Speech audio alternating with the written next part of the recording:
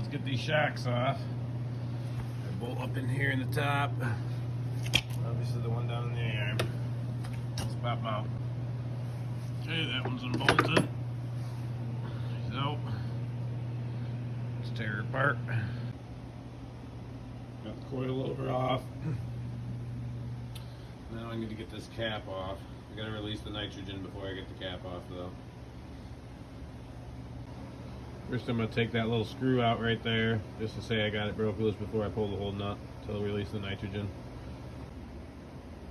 Don't lose that little O-ring, it likes to stick in the hole and then fall out later.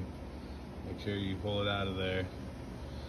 Put it back on the screw so you don't lose it. Okay, got that out. Nitrogen is out of the shock now. Good to go. Alright, on these KYB Skidoo shocks, I kind of marred it up a little bit, but I got a screwdriver right here and tapped it and got it to crack up. So now I should be able to just pry this up evenly all the way around it, get it off. Okay, we got the seal head up, wiper, whatever you want to call it. Now there's the main seal head. She's nasty. Look at this dirty bitch. On the shock it says right here they haven't been serviced since 16. Boof. So usually what you got to do is you got to push this seal head down into the shock, and there's a snap ring up here we got to get out. That's what holds it all together. So let me get her pushed down and that snap ring removed. That little snap ring was a fucking nightmare. This puck had like pressure backwards up. That tells me there's probably air in here. But I had to hold it down with a screwdriver and then pop it down, get behind it, let the puck up, and the puck kind of pushed it out. Got her out. Let's pull her the rest of the way apart now. Let's get this thing out of here without scratching the shaft.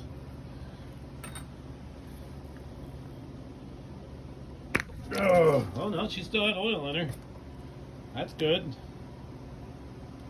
Fucking A. I expected it to be fucking empty, dude.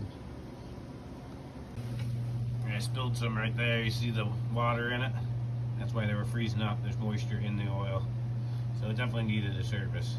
Well, obviously my shocks were freezing. I had to do something with it. So yeah, there's the culprit. We'll get everything all cleaned up. Fresh oil, fresh nitrogen. They ought to be nice. Alright, I've set the floating piston down in there to 6 3/4 is what I could find online. So hopefully that's right. Okay, got the retainer back in, seal head back in. All I did was fill this up with fluid right to the very top.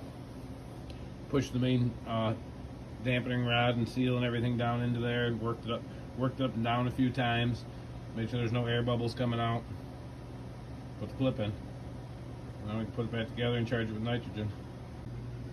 Alright, you gotta have this little mechanism to put nitrogen in these style shocks. It's got a needle pushes through that rubber and fills the orifice, and then when you pull the needle out, the rubber seals the hole back up. So what I do is I put oil on the end of this, stick it in there, and then I turn my tank on and I slowly increase the line pressure until I get to the desired pressure here, which I'm getting mixed signals on that too. They're saying 200, they're saying 300. Most shocks that I redo are 200, so I'm gonna go 200 and see how they feel. So let's get this baby in here.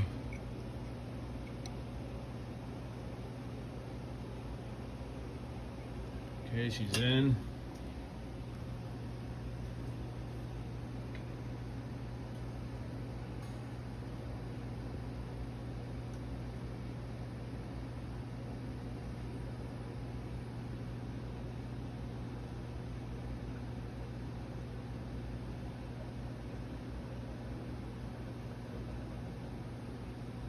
Go a touch over so that when I pull it out that little bit I don't lose.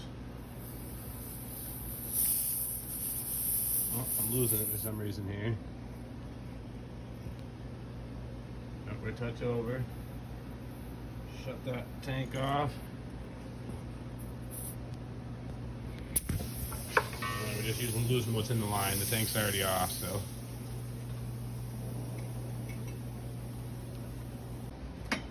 Then you pop this screw back in here.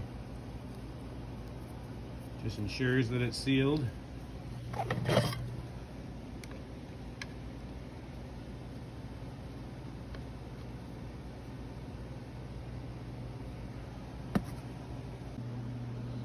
I got the coil and everything back on it. Set it just a little bit past 2. Give her a little push test. Can barely move it. Oh yeah, she's good. It's way better.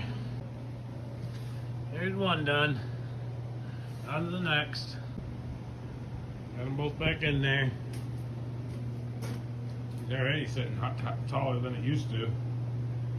Sweet. I have to test her out, go ahead and jump.